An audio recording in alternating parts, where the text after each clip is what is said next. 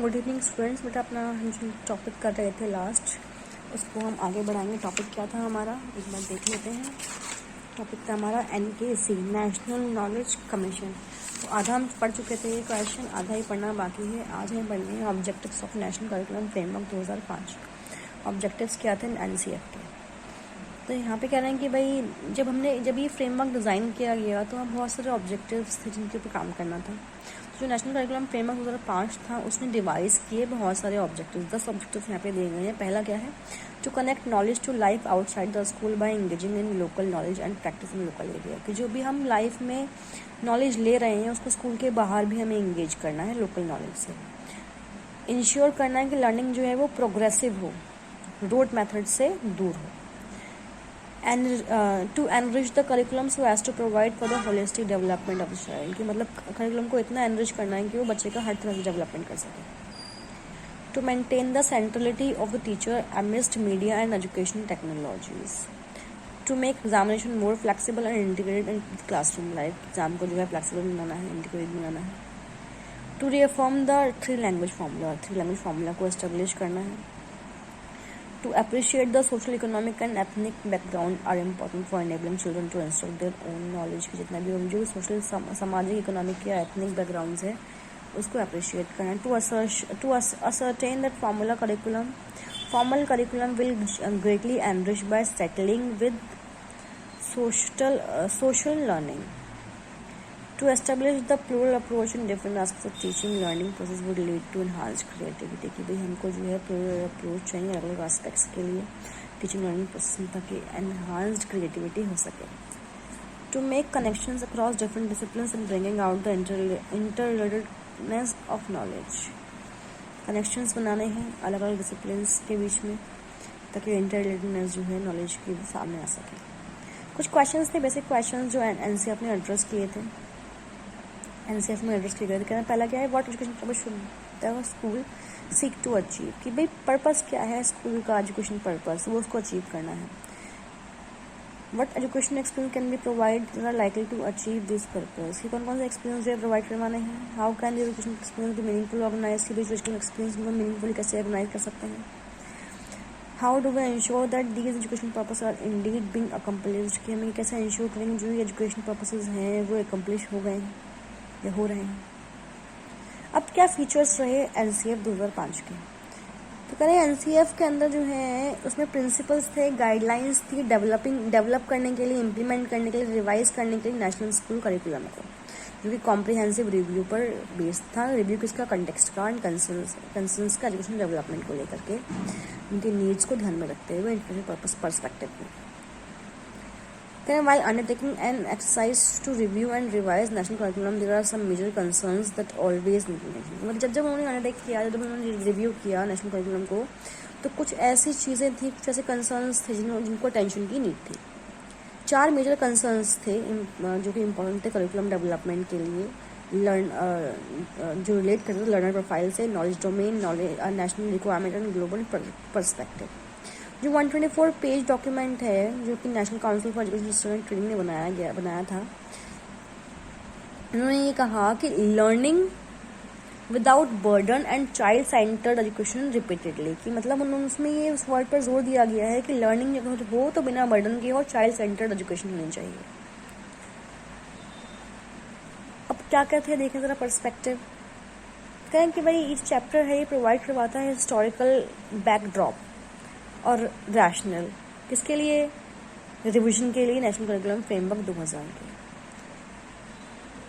Curriculum reform efforts कब चल रहे हैं, जब से हम आज़ाद हुए हैं तब से जो है करिकुलम में रिफॉर्म्स चल रहे हैं। जो रिकमेंडेशंस थे नेशनल कमीशन की ऑन सेकेंडरी एजुकेशन 1952-53 और एजुकेशन कमीशन 1964-66, जो प्राइवेट कमीशन में कहते हैं 53 वाला model year and traces and development of curriculum framework 1975, also the formulation of national curriculum framework 1988, following the adoption of national policy on education 1986। उसके बाद 1996 में क्या आया, नेशनल पॉलिसी ऑन एजुकेशन आया। कह रहे कि भाई it's refers the report entitled learning without burden. कि मतलब ये जो है ये एक रिपोर्ट देता है जिसका नाम था लर्निंग विदाउट बर्डन 1993। जिसने हाईलाइट की प्रॉब्लम को करिकुलम दी। करिकुलम जो है वो ओवरलोड है, जो कि लर्निंग को एक स्ट्रेस का सोर्स बनाता है बच्चों के लिए उनकी फॉर्मेटिव ईयर्स के दौरान। उसने बताया कि नेशनल करिकुलम फ्रेमवर्क जो है स्कूल एजुकेशन का, जो कि 2000 में बनाया गया था, ये उसके बारे में बताता है। Chapter reaffirms faith in the constitutional vision of India as a secular egalitarian and pluralistic society. It proposes 4 guidelines principle for working learner. जो 4 जो है प्रिंसिपल बताए, पहला है bonding knowledge to life outside the world, कि भाई जो knowledge है उसको स्कूल के बाहर भी रिलेट करना चाहिए। Ensuring that learning shifts away from rote method, कि मतलब रटवाना नहीं है, बच्चों को समझाना है। Supplementing the curriculum so that it goes beyond text book, मतलब करिकुलम को सप्लीमेंट करो ताकि वो टेक्स्ट बुक के बाहर भी कुछ दिखाई दे। कंस्ट्रक्टिंग मोर फ्लेक्सिबल एग्जामिनेशन जैसा हो फ्लेक्सिबल होना चाहिए। चैलेंजेस को टैकल करता है क्वालिटी, चैलेंजेस की क्वालिटी के सिस्टम के अंदर जो देखते हैं हर एक बच्चे को, मतलब हर एक बच्चे के पर्सपेक्टिव पर नजर रखते हैं। The social context of education and the hierarchies of caste, economic status and gender relations, cultural diversity as well as uneven development of the characterized. Indian society and deeply influenced access to education and participation of children in school have been worked on. It alerts that academic commentary against the pressure to treat school as a commodity and the applications from market-related concepts to school and school quality. It discusses educational aims as driving from the guiding principle, the aim of educational highlighting as a national. अब जो M था education का, जो कि national curriculum framework में लिखा गया था, उसमें 4 एम यहाँ पे मेंशन थे। पहला कि education should build a commitment to democratic values enshrined in Indian constitution, की मतलब जो आपकी एजुकेशन है वो डेमोक्रेसी को बढ़ावा दे। Education should aim at developing ability to work for developing a social temper and inculcating aesthetic appreciation। सामाजिक जो टेम्पर, सोशल टेम्पर जो उसको बढ़ावा देना चाहिए। It should also aim at fostering independence of thought and action, कि मतलब बच्चों के एक्शन और थॉट को आज़ादी मिले। Education should help build in a habit of constructing knowledge and handle situation creatively, मतलब बच्चे जो है वो क्रिएटिवली सिचुएशंस को हैंडल कर सके, नॉलेज को कंस्ट्रक्ट कर सके। अब क्या है, लर्निंग एंड नॉलेज कैसे आपस में रिलेट करते हैं, देखें ज़रा। In this chapter, ascertain the primary of the learners. Informed learning in any society builds on the natural ability of the learner and the formal process of learning the schools provide can also open up new possibilities of understanding and knowledge creation। तो क्या कह रहे हैं यहाँ पर कि जो informed learning है किसी सोसाइटी में, वो नेचुरल एबिलिटी, बच्चे के नेचुरल एबिलिटीज पे बनाई जाती है। फॉर्मल प्रोसेस जो है लर्निंग के स्कूल जो है प्रोवाइड करवाते हैं, ओपन करते हैं न्यू पॉसिबिलिटीज, किसी पॉसिबिलिटी अंडरस्टैंडिंग की और नॉलेज क्रिएशंस की। तो चाइल्ड सेंटर्ड पेडागोजी का मतलब क्या है कि हम जो है प्राइमेसी दे रहे हैं बच्चे के एक्सपीरियंस को, उसकी वॉइस को, उसकी एक्टिव पार्टिसिपेशन को। इस चैप्टर में आगे कहा गया कि जो नेचर है नॉलेज का और जो नीड है फॉर एडल्ट्स के लिए, रीओरिएंटेशंस के लिए, परसेप्शंस की, बच्चों की, वो एक पैसिव रिसीवर है नॉलेज के, उसको हमें पैसिव से एक्टिव कंस्ट्रक्टर बनाना है नॉलेज का। नीड्स को ध्यान में रखते हुए नॉन थ्रेटनिंग एनवायरनमेंट को, मतलब आपको बच्चे को डराना नहीं है, डिसिप्लिन ठीक है, डिसिप्लिन जरूरी है, लेकिन स्ट्रेस नहीं देना है बच्चे को, तो ऐसा एनवायरनमेंट क्रिएट करके बच्चे को आपको पढ़ाना है। इस चैप्टर में आगे कहा गया कि जो डेवलपमेंट है और जो लर्निंग है इनफेंसी से एडोलसेंस तक होती है,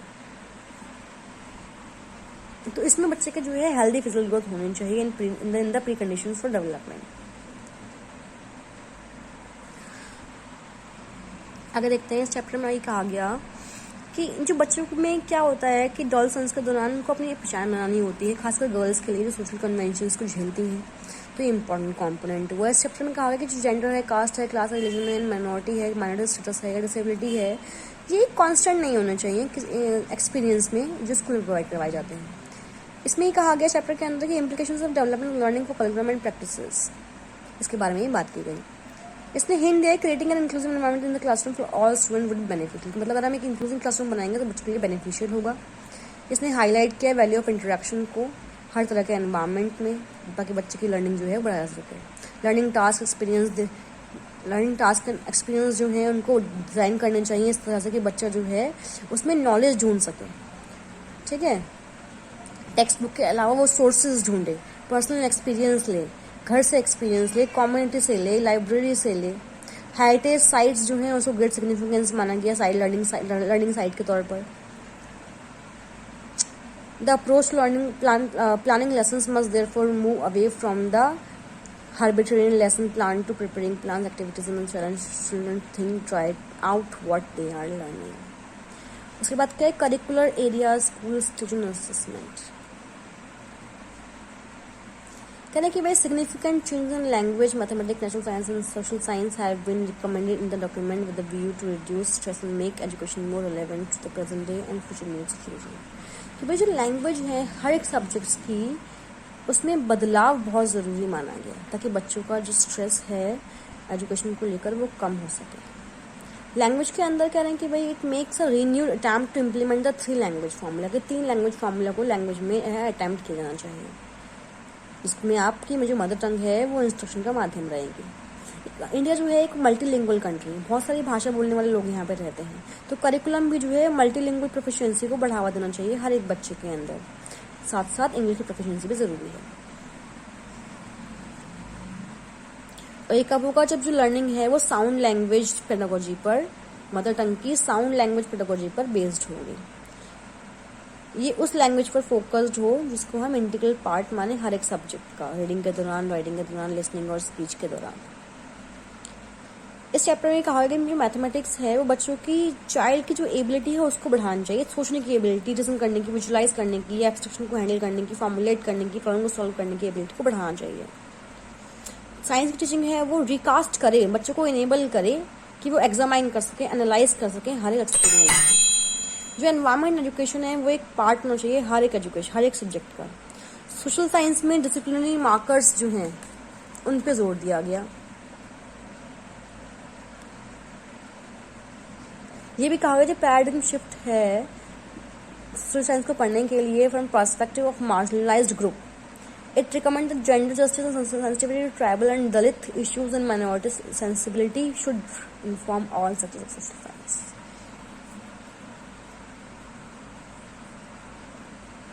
अब कुछ और 4 एरियाज थे, art education, health and physical education, इन पर जोर दिया गया। Work education, education for piece.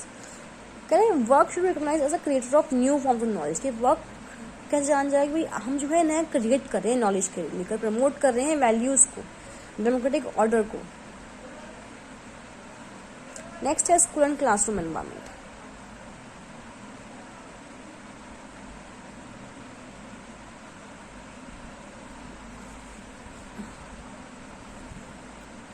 कहीं भी चैप्टर बताता है, इस बारे में बात कर रहा है कि भाई नीड के जो नीड है क्रिएट करने की, नर्चर करने की एक एनवायरमेंट को क्लासरूम एनवायरमेंट में, स्कूल एनवायरमेंट में बदलाव ला करके। जो अंडरस्टैंडिंग है एनवायरमेंट की वो लिमिटेड नहीं है फिजिकल एनवायरमेंट तक। कहते the structuring of infrastructure facilities essential for paving the way of the learner friendly and activity centred context. जो पार्टिसिपेशन है बच्चों का उसको should be ensured, children's right should be ensured. जो बच्चों को पार्टिसिपेट जरूरी होना चाहिए, चिल्ड्रन जो राइट्स हैं वो इंश्योर करना चाहिए। Policy of inclusion should be followed. Result क्या हो कि ट्रेडिशनल जो नोशंस हैं डिसिप्लिन्स के उनको और डिस्कस करना है नीड को, स्पेस प्रोवाइडिंग, ताकि for providing space for parents and community.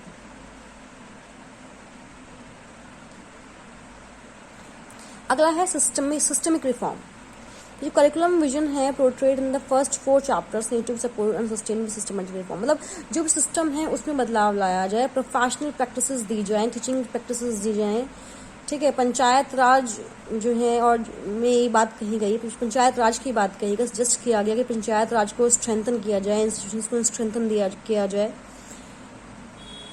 Funds दिए जाए इंस्टीट्यूट्स को, मतलब सिस्टम को हमें रिफॉर्म करना है।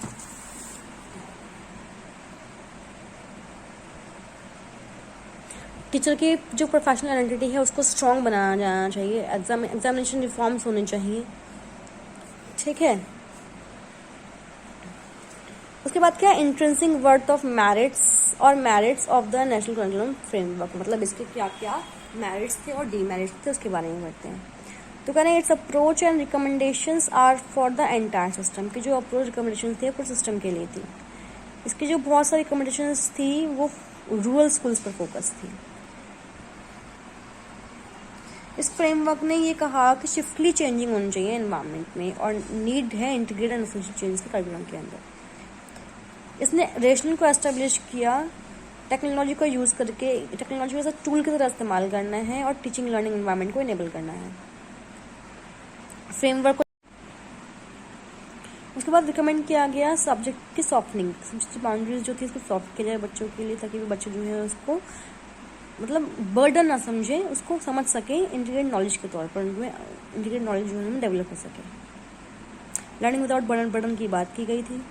डॉक्यूमेंट्स जो हैं वो लिबरल डॉक्यूमेंट्स के सामने आया कि ये जो है ये फर्स्ट टाइम था कि डॉक्यूमेंट्स के अंदर 21 स्पेशली प्रोड्यूस पोजीशन पेपर्स थे अलग अलग इश्यूज़ पर। इसने प्रमोट किया थ्योरी ऑफ इंक्लूसिव एजुकेशन को, ताकि जो इनइक्वालिटी सिस्टम है उसको दूर किया जा सके। डिसेंट्रलाइजेशन हुआ एजुकेशन प्लानिंग का, एडमिनिस्ट्रेशन का। लिमिटेशंस क्या थी, क्या क्या बुराइयाँ थी इसके अंदर। इसे आर्ग्यू करके कि डॉक्यूमेंट जो है वो सफिशिएंटली अनाउंस नहीं हुआ, ठीक है, इनकम्प्लीट इम्प्लीमेंटेशंस थी।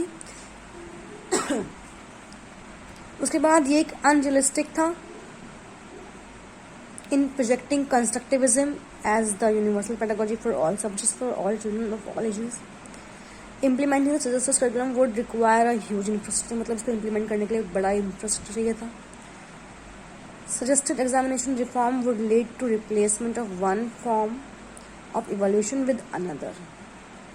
Examination reforms के बात यहाँ पे की गई और रिप्लेसमेंट की बात यहाँ पर हुई एक से दूसरे में। इसके बाद जो फ्रेमवर्क था वो स्टैटिक नहीं, वो does not state the academic, social and political context in which it is framed. Framework जो है वो बात नहीं करता था एकेडमिक और सोशल एंड पॉलिटिकल कॉन्टेक्स्ट के बारे में, जिसमें ये फ्रेम किया गया था। ये बात नहीं करता डेंजर ऑफ कम्युनिटी पार्टिसिपेशंस के बारे में और how to ensure the quality of education in such an environment की, मतलब इस तरह के एनवायरनमेंट में किस तरह से क्वालिटी को मेंटेन की जाए इसके बारे में इसने कोई बात नहीं करी। तो ये एनसीईआरटी के मेरिट्स और डीमेरिट्स के बाद ये ओवरव्यू यहाँ पे दिया गया। ओवरव्यू के बारे में आप खुद पढ़ेंगे क्या लिखा गया ओवरव्यू के अंदर, ठीक है। इसको पढ़ के आप एक अपना कंक्लूजन निकालेंगे। नेक्स्ट टॉपिक है वो है मिड डे मील के बारे में। मिड डे मील के बारे में हम कल पढ़ेंगे नेक्स्ट क्लास में।